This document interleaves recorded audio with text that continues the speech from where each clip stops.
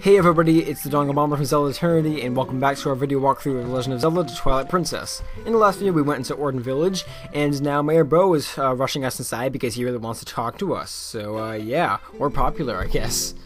Alright, so presumably Link just told him what happens in another one of those things that they don't really explain, but you can assume that it happened. Anyway, yeah, so he knows that the kids were with Bernardo in Kakariko Village.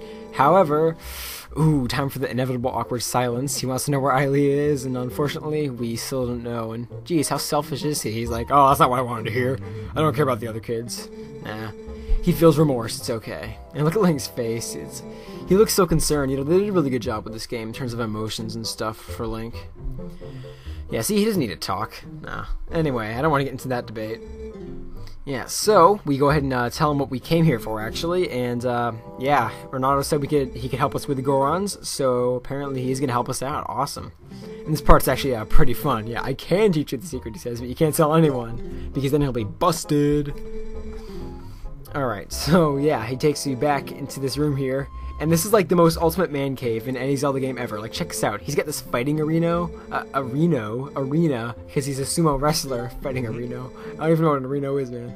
Anyway, so yeah, basically, the way you fight Gorons in this game is you do sumo wrestling, and he's quickly explaining to you how to do it. And, you know, you can sidestep, you can slap, and you can, you know, lunge at people.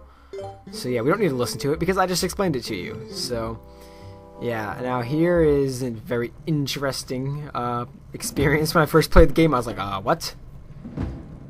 Oh god, he's not wearing a shirt. And then, ooh, intimidating. Gosh, I love this part. And then we get to see Link. Oh yeah. And all the girls are like, oh my gosh, he's so cute. No, I'm just kidding. Alright.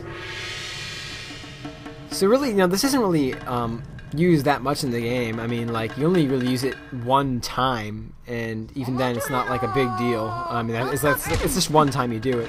So anyway, yeah, first thing you want to do is just go ahead and lunge forward with A, and see, I tried to sidestep there, but he slapped me anyway, and yeah, if you aren't careful and you don't sidestep, he can knock you right off, so you gotta be careful with that and make sure that, and just make sure that you just watch what your opponent's doing, and you should be fine.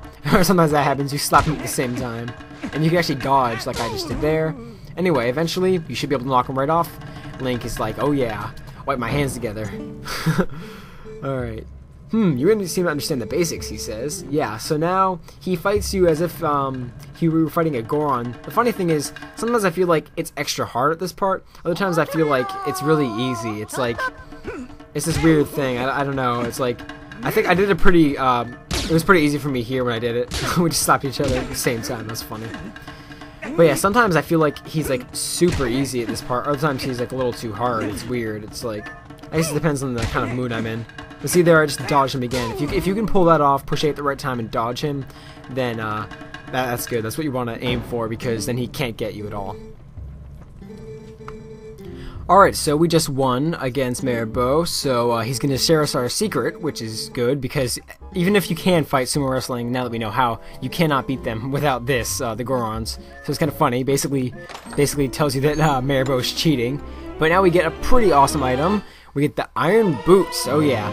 Some people don't really like these from Ocarina of Time because, you know, they complain about having to go into the sub-screen over and over again. I admit that can get annoying. But in this game, they have a bit more use than just letting you walk underwater. And, first of all, it's funnier when you're wearing them because it's like, you kind of clunk around, as you'll see soon enough. But also, you can equip them on one of your X and Y buttons, which is good. You don't have to go into the sub-screen. I mean, it didn't really bother me that much, but it is nice, a nice feature that you don't have to go into your sub-screen all the time. Anyway, so there's actually one more thing we can do here at Ordon Village before we leave. You don't want to rush back just yet.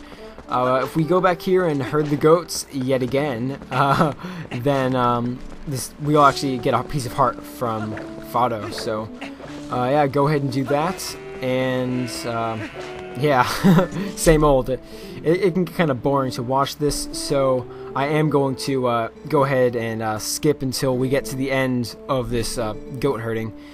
Because it's really, you know, it's the same thing 3 times in a row. So, yeah, after we're done with this, I will see you guys back.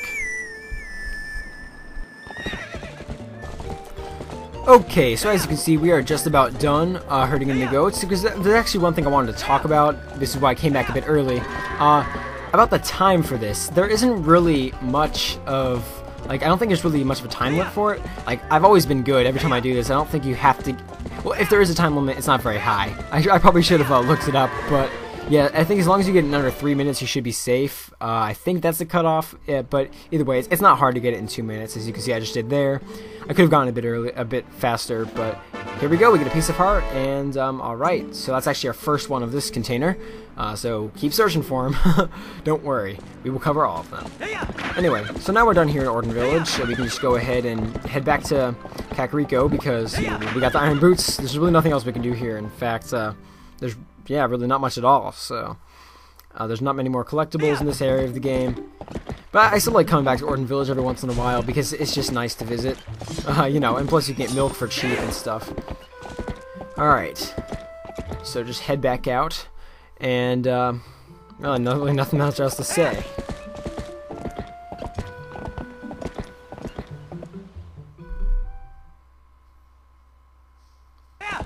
Alright, now there is one thing to note though. When I was playing through this, I actually forgot to record this part, but if you come to the swamp, there's the wolf, which will give you the next hidden skill. I apologize for the inconvenience, guys, but, you know, I wasn't thinking when I was recording the video game part. So just remember to come here right away. As long as you got the Howling Stone, you can come here, and we can get our second hidden skill. So here's this strange warrior again. We meet again, he says.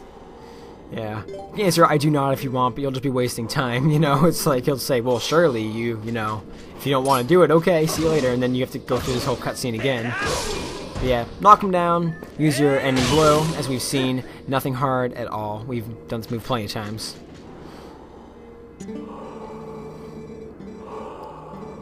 And now we're going to learn the shield attack. This is one of my favorites because it can be comboed into another really, really awesome move later in the game. So yeah, and this is also in Skyward Sword, if you guys have played it, although you get it pretty much right when you get a shield. But yeah, this one's really useful because it's just the simplicity of it's really cool, I think.